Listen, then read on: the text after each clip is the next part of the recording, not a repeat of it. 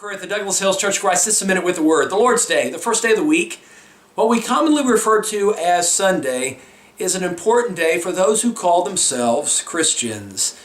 It is the day when our Savior rose from the dead, bringing us new life in the presence of God. It's the day when Christians meet to worship Him. Acts chapter 20, verse 7, the Apostle Paul was in Troas on the first day of the week. He broke bread, remembering the death of Jesus Christ with the saints there in 1 Corinthians chapter 16. Paul said that when the saints gathered, they were supposed to take up a collection, showing us it was a common idea for Christians to gather on the first day of the week.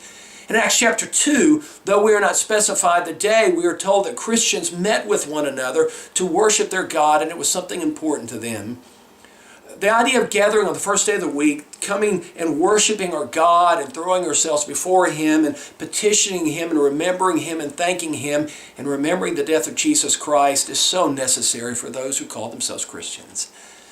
But there's another reason why the first day of the week is important to us. In Hebrews chapter 10, verse 24, the Hebrew writer tells us this: "Let us consider one another in order to stir up love and good works, not forsaking the assembling of ourselves together, as is the manner of some, but exhorting one another, and so much the more as you see the day approaching." The Hebrew writer tells us that our gatherings ought to be important to us because that's the time when we are strengthened, when we are exhorted, when we are stirred up in a positive way, and it's the time when we stir others up in a positive way. We exhort others, we strengthen others. Christians need the first day of the week.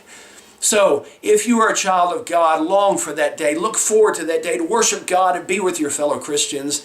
And if you're not a Christian, then come to God so that you may experience the wonder and the beauty at the first day of the week, the Lord's Day, what we call Sunday. And that's this week's Minute with the Word.